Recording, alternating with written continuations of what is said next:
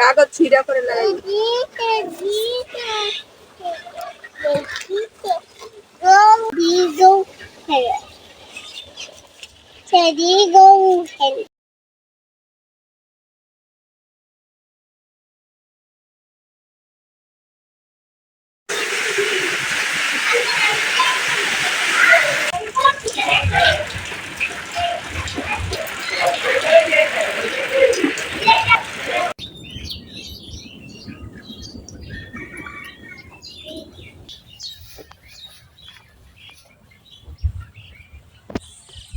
সাবরিনা বউ, বৃষ্টি তো আইবে মনে হয়, বৃষ্টি হইতেছে। লাউ কাটলাম, ভাবতেছি কি খিচুড়ি রান্না করবো। খিচুড়ি রান্না করবো বৃষ্টির দিনে? সবজি কিছু রান্না করবা? সবজি খিচুড়ি আইন দিই বাইরে, মুরগি দিয়ে নেই।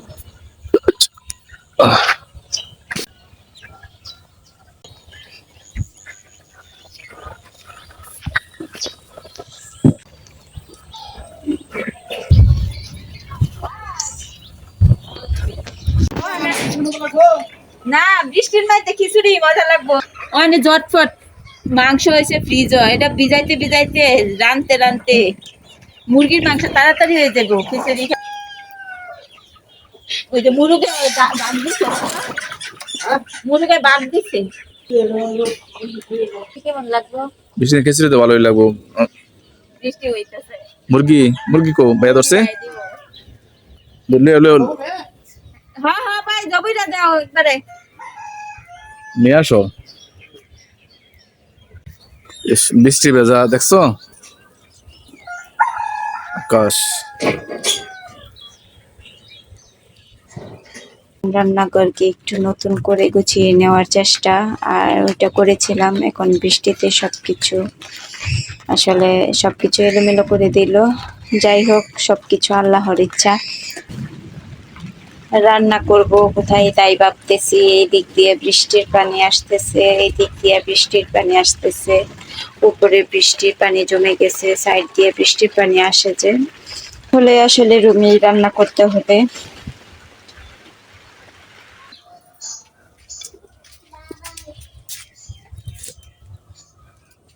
বৃষ্টির দিনে খিচুড়ি খেতে তো সবারই ভালো লাগে, আর আমিও চলে আসলাম। তার জন্য মশলা বেটে নিচ্ছি।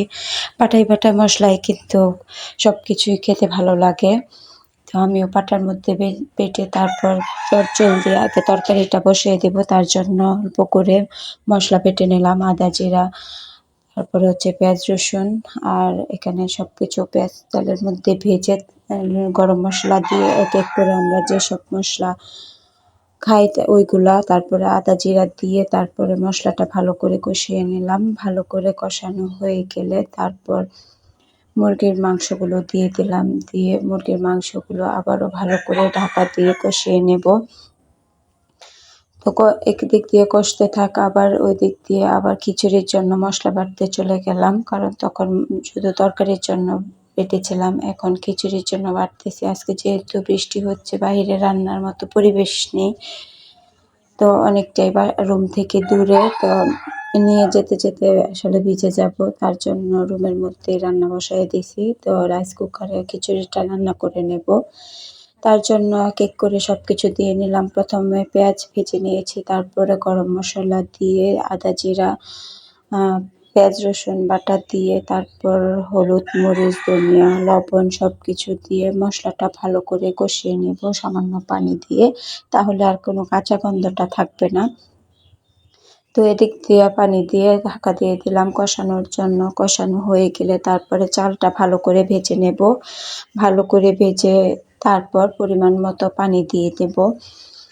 তো ওই দিক দিয়ে তরকারি বসিয়ে দিয়েছি চুলার মধ্যে, প্রায় তরকারিটা হয়ে আসছে হয়তোবা। আর এদিক দিয়ে আমি পরিমাণ মতো পানি দিয়ে খিচুড়িটা রাইস কুকারে ঢেকে দেব।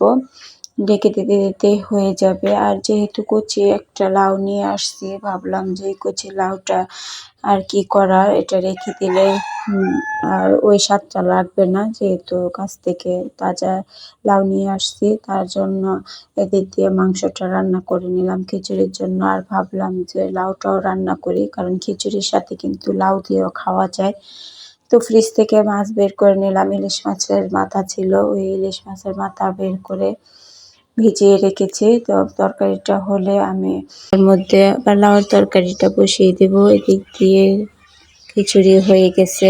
এখন জিরার গুঁড়া আর কিছু পরিমাণ গরম মশলার গুঁড়া দিয়ে তারপর বন্ধ করে দেব রাইস কুকার। সব কিছুই খিচুড়ি আর মুরগির মাংস তরকারি তো হয়েই গেল। আর ওই দিক দিয়ে লাউ আমি অফ ক্যামেরায় কেটে নিয়েছিলাম।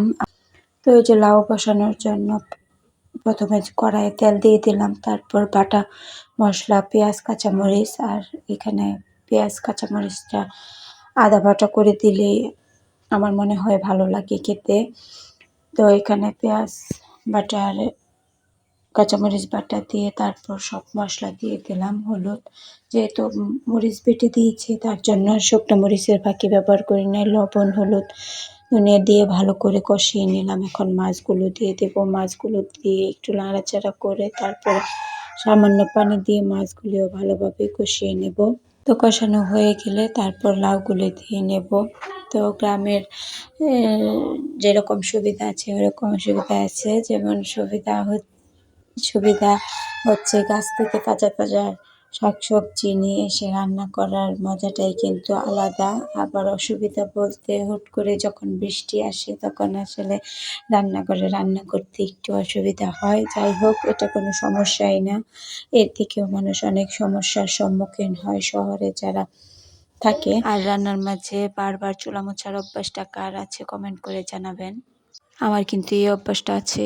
আজকের মতো এ পর্যন্তই। ভিডিওটি যদি ভালো লাগে তাহলে আমার চ্যানেলটি সাবস্ক্রাইব করে পাশে থাকবেন। কষ্ট করে ভিডিওটি দেখার জন্য ধন্যবাদ। পরবর্তী নতুন কোনো ভিডিও নিয়ে আবার আপনাদের মধ্যে হাজির হব। সে পর্যন্ত ভালো থাকবেন, সুস্থ থাকবেন। আল্লাহ হাফিজ।